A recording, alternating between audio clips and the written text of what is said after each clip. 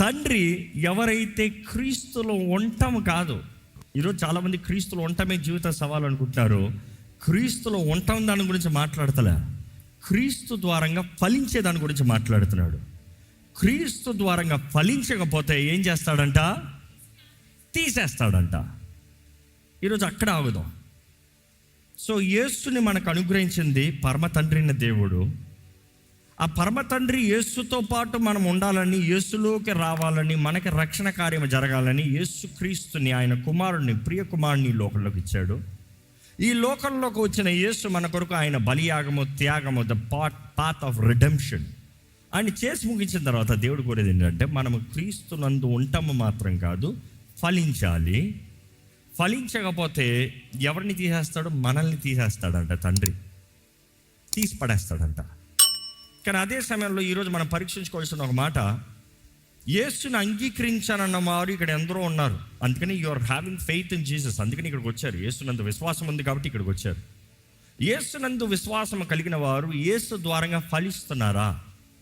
ఎలాగో ఒక వ్యక్తి యేసు ద్వారంగా ఫలిస్తాము. How can one grow or bear in Christ అంటే యేసు చెప్పిన మాటలు, ఆయన బోధన, ఆయన జీవించే విధానాన్ని వెంబడిస్తూ ఆయన తెలియజేసిన దాని ప్రకారము బ్రతకాలి. మీరు గమనిస్తే గత కొన్ని వారాలుగా దేవుడు ఆల్మోస్ట్ ఈ నెలలో ఈ మాటలు రిపీట్ చేస్తూ వస్తున్నాడు. ఏంటి? నా మాట విని దాని ప్రకారం జీవించువాడు, నా మాట విని దాని ప్రకారం జీవించేవాడు కట్టబడిన ఇల్లు, రాతి మీద కట్టబడిన ఇల్లు.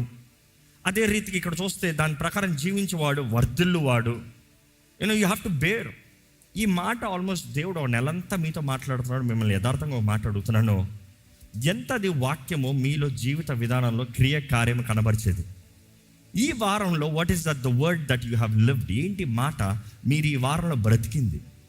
అది ఎలా బ్రతుకుతామండి?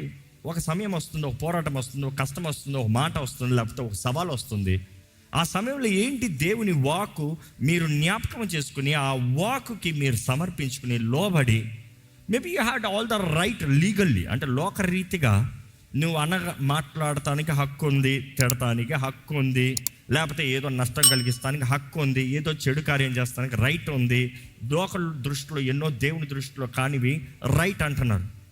బట్ ఎంతమంది దేవుని వాక్యము చెప్తుంది కాబట్టి మాట్లాడాల్సిన ఆ మాట మాట్లాడలేదు, చేయవలసిన ఆ పని చేయలేదు, చేయగలిగిన ఆ పని చేయలేదు, లేకపోతే నాకు అందరూ లోకస్తులు చేసే విధానంగా నేను చేయలేదు.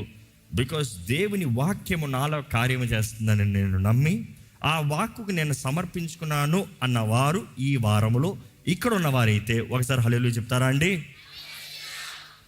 You see, I'm not trying to criticize others. మీరు చేయలేదు, మీరు చేశారు, జడ్జ్మెంట్లు కాదు, కానీ ఒక రియలైజేషన్. ఎందుకంటే దేవుని సన్నిధిలో మనకి రియలైజేషన్ జరగాలి. ఏంటది? మనం ట్రై చేస్తాం. You see, try is the beginning of everything. The process of success is attempt. Attempt చేయకుండా సక్సెస్ లేదు, అటెంప్ట్ చేయకుండా జయము లేదు. చాలామందికి ఎగ్జామ్స్ భయం, అందుకని ఎప్పటికీ రాయరు. ఎప్పటికన్నా వెళ్తారా పైకి? వెళ్ళరు. You see, you have to dare. లోకం అంటే face your fears. Of course Bible says that. Face your fears. నీ భయాలేంటో ఎదుర్కోవాలంట. సైకిల్ పట్టుకుని తొక్కేంత వరకు సైకిల్ అంటే భయం, తొక్కాలంటే భయం, నడపాలంటే భయం. ఒకసారి నడుపు, గుండె డుప్పు డుప్పు డుప్పు డుప్పు డుప్పు డుప్పు డుప్పు కొట్టుకుంటుంది. ఒక్కసారి నడు, పడతానేమో భయం తొక్కేవాడికి. పడు, 2 సార్లు పడు, 3 సార్లు పడు. ఈ స్టంట్ కొట్టిన వారు చూడండి, స్టంటర్స్ ఎగిరెగిరి పడేస్తారు సైకిల్ని, ఎగిరెగిరి పడతారు. పడితే ఏంటి? అలవాటు అయిపోతుంది. ఇంకా దాని తర్వాత వాళ్ళకి భయాలు ఉంటాయా? It is because they have overcome it. మరలా మరలా మరలా మరలా. ఇంతేనా? ఇట్లా అవుతే ఏం చేయాలి నాకు తెలుసులే, ఇట్లా అవుతే ఎలాగెళ్ళాలి నాకు తెలుసులే, ఇంత మాత్రమే కదా. ఈరోజు దేవుని వాక్యం వెంటనే మీరు హౌ మచ్ చేంజ్ అటెంప్ట్, జీవితంలో ఎంత మార్పు వస్తానికి ఆశపడుతున్నారు?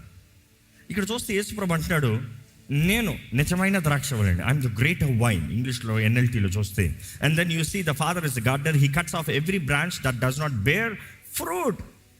అదే సమయంలో ఏం తెలియజేస్తున్నాడంటే ఎక్కడ 2వ వచనం చదువుతారా అండి? నాలో ఫలింపని ప్రతి తీగను ఆయన తీసి పారవేయును, ఫలించు ప్రతి తీగ మరి ఎక్కువగా ఫలింపవలనని, ఫలించు ప్రతి తీగ మరి ఎక్కువగా ఫలించవలనని దానిలో పనికిరాని తీగలను తీసివేయును. ఏంటంట? దానిలో పనికిరాని తీగలను తెస్తాడంట. పనికొచ్చే తీడు ఏం చేస్తాడంట? పనికిరాని తీగలు కటింగ్ చేస్తాడంట. దేవుడు కటింగ్ చేస్తాడంట. ఇది ఇంకా సింపుల్గా చేయాలంటే దేవుడు ఇంగ్లీష్లో you call this word pruning. Pruning is a very important stage. ఎంతమంది ప్రూనింగ్ అన్నమాట తెలుసు? చేతులు ఎత్తారా? ఓకే, చాలామంది తెలియదు కాబట్టి let me just show some illustrations. Maybe you have it on the LED ready. కొన్నిసార్లు ఇంకో ఈ ద్రాక్షలు చూస్తే, ఈ ద్రాక్షలు చూస్తే can I have the pictures.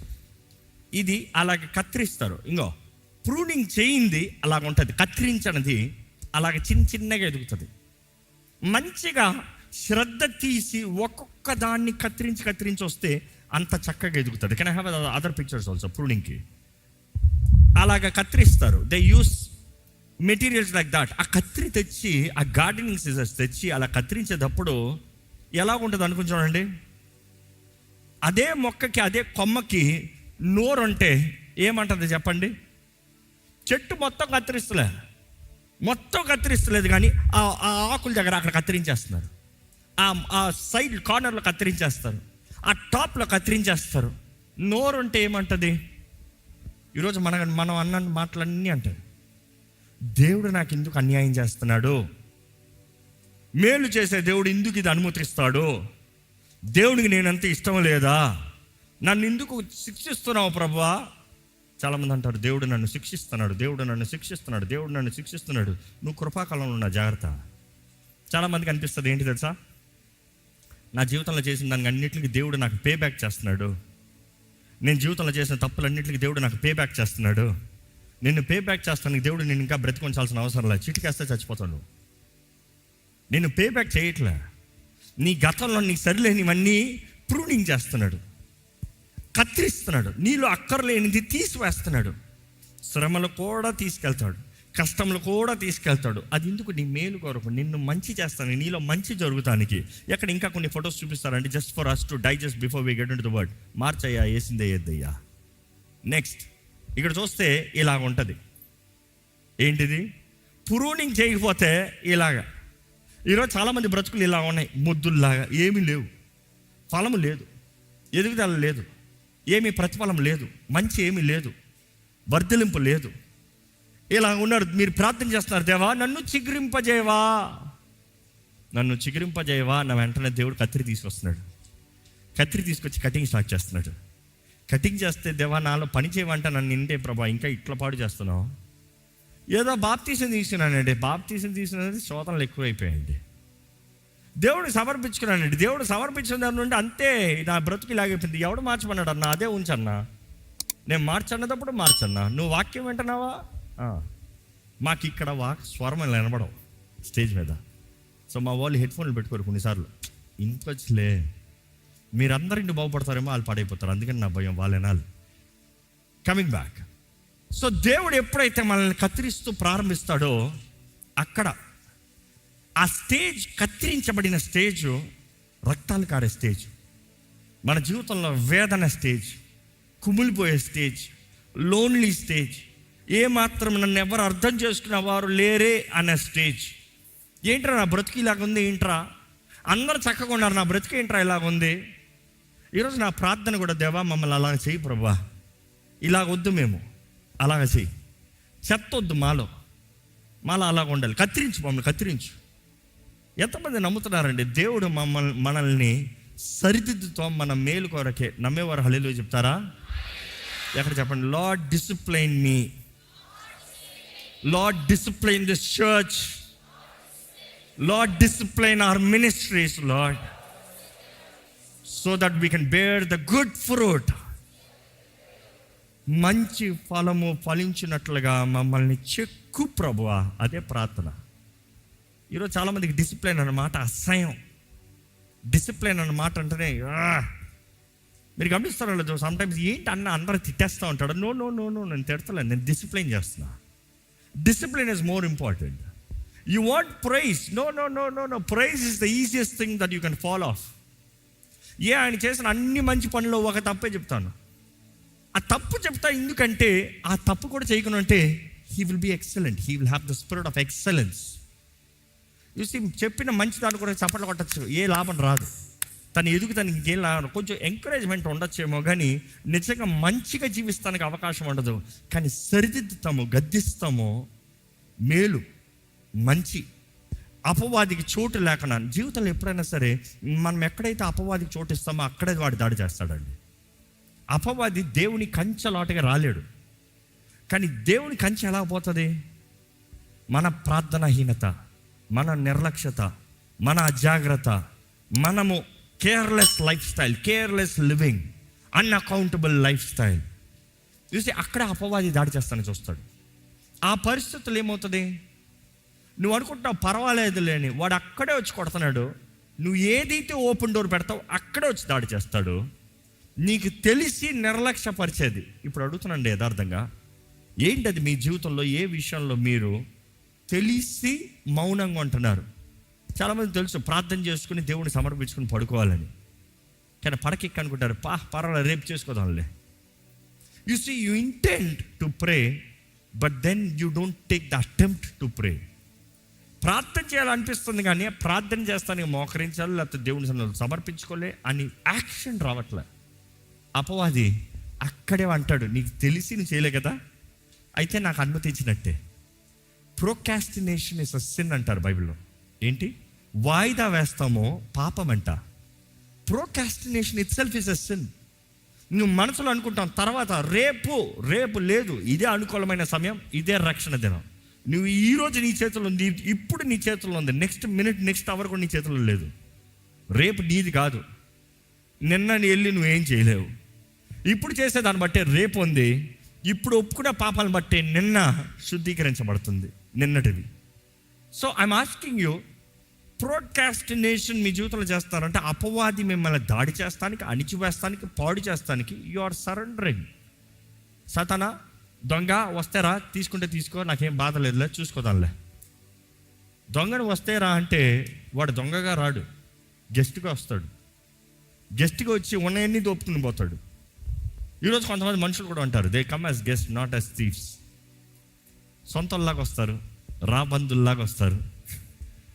ఎలాగా? నీ కష్ట సమయంలో నీ దగ్గరికి వచ్చి ఉన్నాయి కూడా తీసుకుని పోతారు.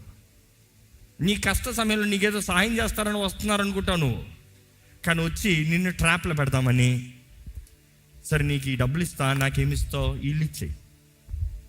న్యాయంగా అడుగుతున్నావా, అన్యాయంగా అడుగుతున్నావు?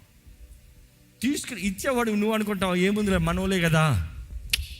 మనోలే డేంజర్, జాగ్రత్త. ముక్కు మొఖం తెలియని వాళ్ళకి కనీసం కొంచెం ఏదైనా జస్టిఫికేషన్ డీల్ మాట్లాడతాను కూడా ఉంటుంది, నెగోషియేట్ చేస్తానికి. కానీ తెలిసిన వాళ్ళ ముందు ఏం మాట్లాడతావు? సిగ్గండి, మొహమాటం అండి. You see that is where the problem comes. ఈరోజు మీకు చెప్తున్నానండి, దేవుని వాక్యం వెంటనే మీరు డు నాట్ ప్రోకాస్టినేట్. తర్వాత రేపు ఇంకొకసారి ఇలాంటి మాటలు ఉండవద్దు. దేవుడు మనల్ని చెక్కాలి. ఆ చెక్కుతనే కానీ, కోస్తనే కానీ, నరుకుతనే కానీ మనం ఫలించలేమో. ఆ చెక్కేవారు ఎవరంట? పరమ తండ్రి. అదే చదివాం, అది హృదయంలో మీకు నాటబడాలి. మీరు మమ్మల్ని ఒక జీవితంలో దేవుడు పెడుతున్నాడంటే పరమ తండ్రి ఈజ్ బీయింగ్ వెరీ స్పెసిఫిక్. యేసుప్రభు ఎంతో చక్కగా వివరిస్తున్నాడు. ఈరోజు చాలామందికి గ్రహింపు లేదు. పరమ తండ్రి అనేది యేసుప్రభు ఎంతో స్పష్టంగా తెలియజేస్తున్నాడు. ఆ పరమ తండ్రి నీ జీవితంలో, నీవున్న పరిస్థితుల్లో, నీ స్థితిగతులు అన్నీ ఎరిగిన దేవుడు నీ జీవితంలో మేలు చేయాలని ఆశపడుతున్నాడు, కానీ కీడు చేయాలని కాదు.